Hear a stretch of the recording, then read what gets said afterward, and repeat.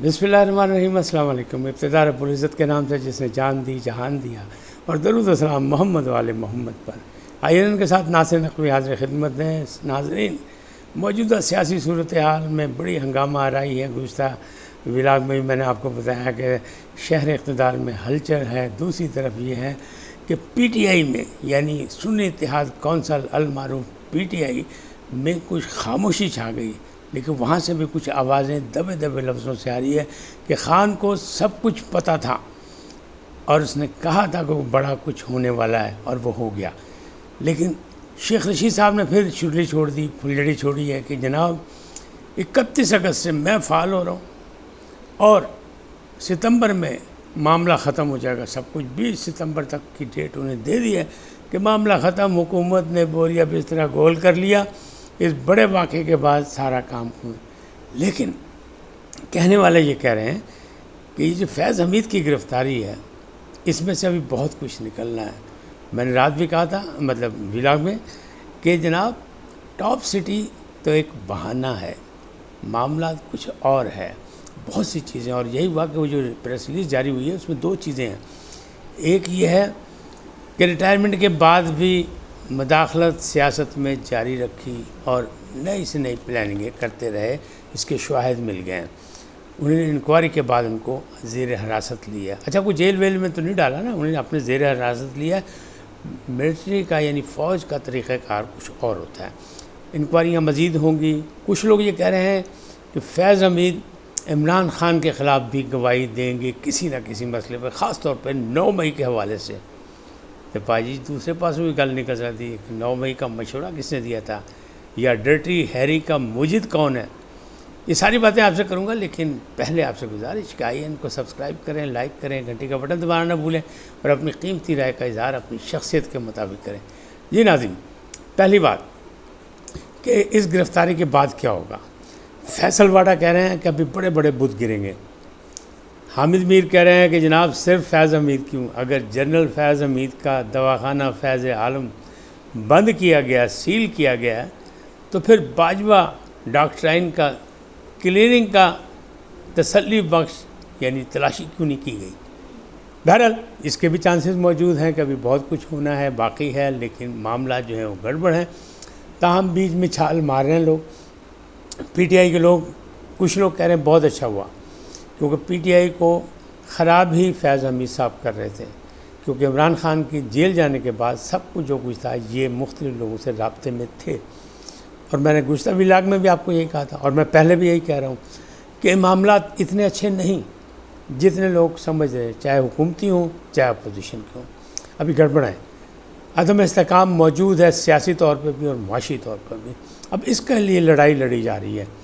एक तरफ जज्बा कौमियत से लड़ाई लड़ी जा रही है कि मुआशी सूरत हाल को बेहतर करना है। दूसरी तरफ ये अटल बात है कि अगर सियासी अदम इस्तेकाम ख़त्म नहीं होगा तो फिर मुआशी अदम इस्तेकाम कैसे ख़त्म होगा।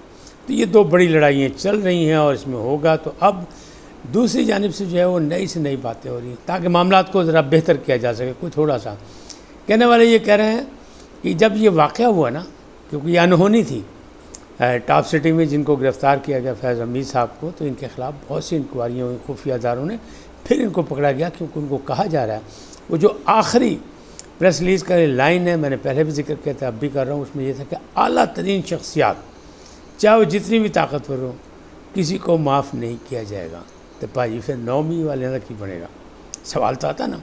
लेकिन PTI के हल्के कुछ कह रहे हैं कि जनाब मामला हो गया ठीक, असल बंदा पकड़ा गया और जो हमें मिसगाइड कर रहा था, लिहाजा बस इमरान ख़ान साहब जो हैं वो भी 30 अगस्त से पहले रिहा हो जाएंगे।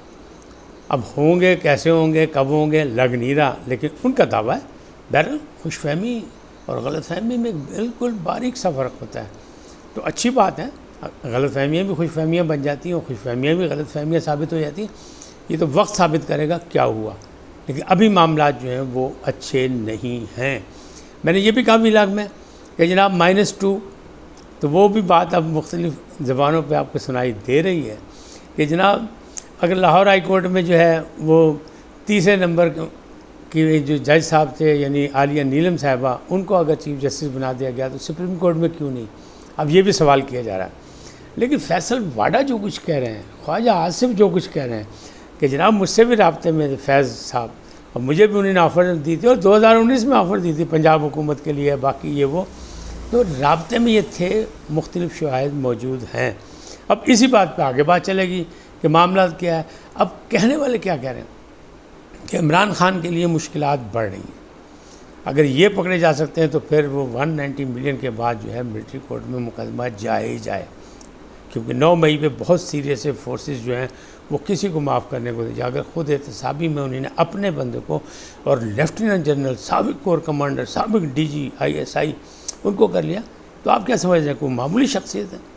دنیا ہل گئی ہے کہ پاکستان نے کیا کیا، پاکستانی سپاہ سالار نے کیا کیا، یہ فورسز نے کیا کیا. تو ایک منظم ادارہ، ایک بڑی فورس ہے، اس نے فیصلہ کیا، یہ اس کا اندرونی معاملہ ہے.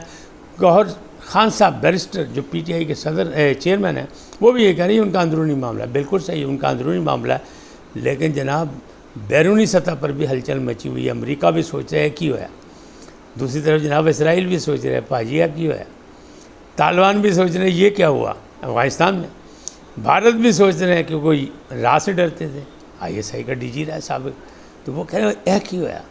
تو اے کیو ہے کا جو جواب ہے وہ چند دنوں میں آپ کے سامنے آ جائے گا، اور پھر لوگ یہ کہیں گے پھر کیوں ہے، جڑا بندہ کرپشن میں پھنسے ہے، جڑا بندہ 2 نمبری کر رہا ہے، یا جو ریاست کے خلاف کوئی سازشوں میں حصہ دار ہے، تو اس کو سزا ملنی چاہیے، وہ کوئی بھی ہو.